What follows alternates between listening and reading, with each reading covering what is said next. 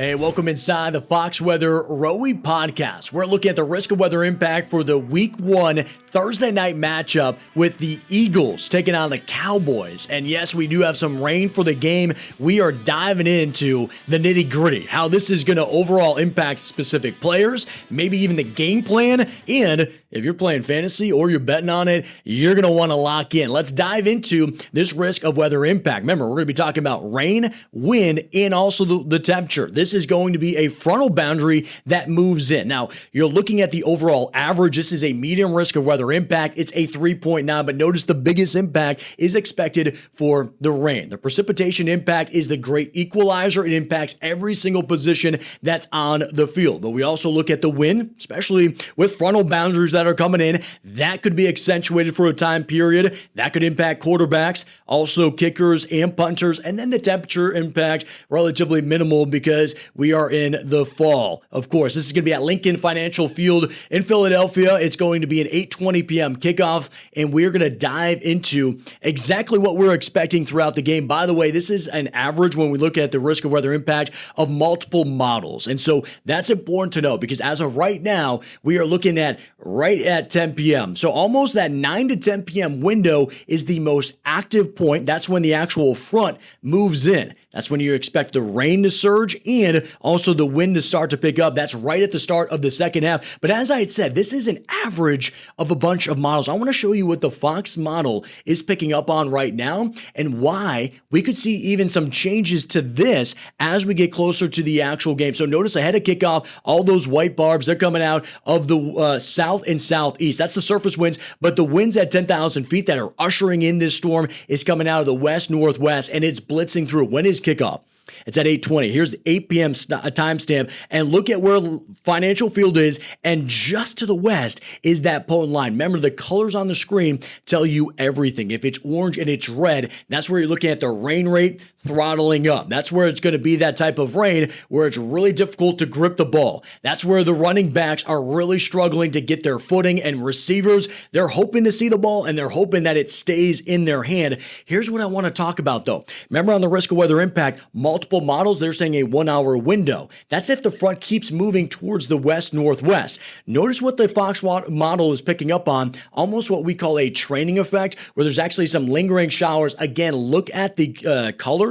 If you haven't already, come join us on YouTube. You can see this all play out. If you're listening to the podcast, we have visuals to marry it there, and you'll see that this is light green. So this isn't the type of potent rain that you saw early on in the game, but this is the lingering showers right at 11 p.m. when you're hoping your team punches a ticket for the first W of the season. And now that fourth quarter looks a little more dicey because now you got that nuisance rain that's making everything a little bit slippery and wet. Let's talk about specific positions, though, that are going to be impacted, the players that feel it the most. Of course, you think about the QBs and the visiting QB, Dak Prescott, coming in to in an environment that is hostile. And I'm not just talking about the Philly fan base. I'm talking about the weather. Look at this. This is so important when we dive into specific positions, what the impacts are like. So average no rain. I mean, Dak's a good quarterback. Look at that. 256 yards on average, 14 rush TDs, 2 passing TDs, and a 62% completion rate. So 14 rush yards, I should say. So what this shows you is somebody who's going to be pass heavy and confident and has the ability to get you a couple of scores. Now look at what happens when we have average rain. Now, by the way, this is historically looking at his overall average with these games. And when you look at rain, that's only at the start of the game. If you're looking at rain that comes in later into the game, it's actually not cataloged, it's not historically noted. So this is kind of giving you just an overall sense. If the game starts wet, like we're anticipating, this is how it changed. Notice his passing yards drops all the way down to 182. That is a 74-yard difference. That's actually big. You're looking at a rushing yard, relatively no change, and that's something we're going to focus in on here is rushing schematics is not changing much overall when you're looking at with a rain game. We'll talk about that, and then look at his overall TD output. You went from 2, which is great numbers, to now less than half a TD on average. His overall completion percentage did not change much, but here's the difference is that now you're looking at long, deep routes. Those options are now off the table at times when you have a heavy rain game. So yes, his completions may still be good, but is he completing, 3-5 yard outs and slants? Is he doing, the dump down pass because none of the other options were open? Or does he even have time to do a 3-step drop and get his footing in place? I'm not the only one that's diving into this. I want to bring in Jared. He's the mastermind, not only behind the ROWI, but Jared, I like how you're diving deeper into the players here and looking at, of course, the field general, the QB being impacted by the rain. Yeah, and with Dak in general, Dak has kind of been known as a guy who's more of a fair weather friend who likes that, like comfortable conditions, likes his dome, likes being home in the dome. In this here, the sample size is over 5 games that met that criteria from rain really starting at that beginning of the game and continuing through. There's a couple of games in mind, including a dominant win over the New York Giants a couple years ago where his stats were really not all that great, even though the Cowboys played really well. And then games against the Patriots back in 2019 where the whole team played poorly and he played poorly in the rain and the wind. This is one thing you want to look at here. If you want to look at your lines or anything like that, the lines are kind of starting at around Dak's outdoor average in terms of full passing yardage. Yeah. That's something you may want to take a look at there as something you want to go a little bit under. It's never exciting to go and do that there. It's something to keep in mind. I think you have a great point because everybody's talked about in Dallas about, hey, you might have one of the best receiving cores in the entire country, right? Because we're talking about picking up George Pickens, you got CeeDee Lamb, you got some studs out there, and you're going to want to aerate it out. But to your point, Jared, when you start getting some of that rain, now your outdoor average ain't the same. And by the way, the dome makes you soft, all right? So here's the thing. You get it out in the elements now, and because of that, as you said, the average right now on the betting lines, 250 to 260 on the throwing. I don't know. I'm slamming the under on this. Like you and I were talking about it, and I was like, I don't see it. I mean, I know you got some studs out there, but truly, I think this is going to be a battle one down in the trenches, and I think it's going to get, down to a type of a run game. To be honest with you. Yeah, the one thing you have to keep in mind is that the weather's not the only factor at play. It's the one that's like going to drag that one down. But they're also taking into account that the Cowboys are probably going to be trailing a lot of this game. They're going to want to air it out. Now that may be like, if you're chucking it out a lot, doing that, but yeah. Here's the thing, though. A little bit harder than usual. You're going to say they're going to be running behind, but I don't know. Like, if this comes in as what we're predicting, right? You look at the Fox model, that's kind of changing a little bit. If this comes in early in the game, right at kickoff, instead of the second half, I don't know if the Eagles build that lead that makes it, okay, we have to throw the ball constantly. This could just be a slugfest from the very beginning where now you're just saying, okay, we're going to go run heavy. And by the way, run heavy bleeds the clock. And less clock on there gives you less options to be thrown. Now, by the way, we've been leaving Henny on Dak. We got to get some love to the other field general and talk about the implication when rain comes in for Jalen Hurts. Now, notice he's Mr. kind of consistency when it comes to being a balanced type of threat, where he is truly, and Jared, I want you to be able to jump in on this, by the way, where it's kind of like when I see him, he needs to adjust, and this turns into a run game, he has no problem. Like, I see him oftentimes, I almost get frustrated when you have Saquon Barkley and you're saying, yo, Jalen, stop running, give me my ball, give the ball to Saquon at times. I feel like he's a good quarterback that shows you the versatility when rain comes in, he can adjust his game plan. Yeah, and the sample sizes here are a little bit larger than Dak because Dak plays like at home indoors a lot of the time. That's a good point. The Eagles play outdoors, so even though Dak's had a longer career, Hurts has played more outdoor games here, and then there's more rain games logged in here as well. Okay. And the big thing to note here, especially with the TD percentage here, because that's actually his rushing TD percentage that's really buoying that upwards here. So if you're betting okay. So those two things here are the things to keep in mind is that the rushing ability of Jalen Hurts remains constant in our relatively small sample size of his regular games versus his games that are marked by this rain here, at least at the start of the game, going through the majority of it here.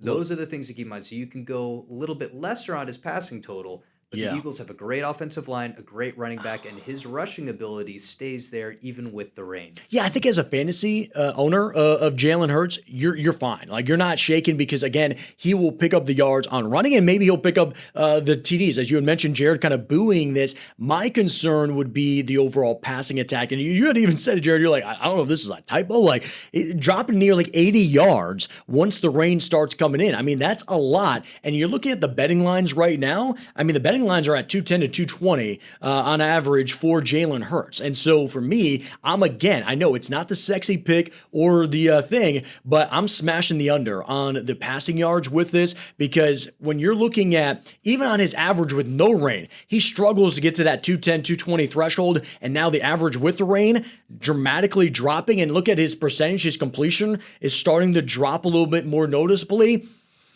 I think because he knows how to adjust and he knows how to get to the run game because of the rain, and because you have Saquon and you become a two-headed monster in the run attack with that, I think I feel good on overall betting on the under when I'm looking at his overall throwing attack. Especially, by the way, if we look at the Fox model and we look at that secondary wave that comes in. If this is not just a one and done type of event, then I start thinking about, okay, now we're starting to see more of the rain playing a factor in all of this. So I want you to see the Fox model again, because this is one model run that's bringing up kind of a different narrative that we have to take account. When we start looking at the arrival time of this, kickoff is at 8:20. This thing's knocking on the door. It's getting loud and it's getting rowdy when it's coming in right at kickoff. I mean, you get the 20-minute window. These storms usually are moving 40, 50 miles per hour anyways. So they're already over at the stadium. Jared, I want to bring you in on this, because when we look at this, is this a severe threat, by the way? Are we looking at any lightning and maybe a potential delay? It's not impossible. We could see a little bit of lightning action involved. The first NFL game last year, too, was a little bit of a surprise lightning delay with a little bit going before.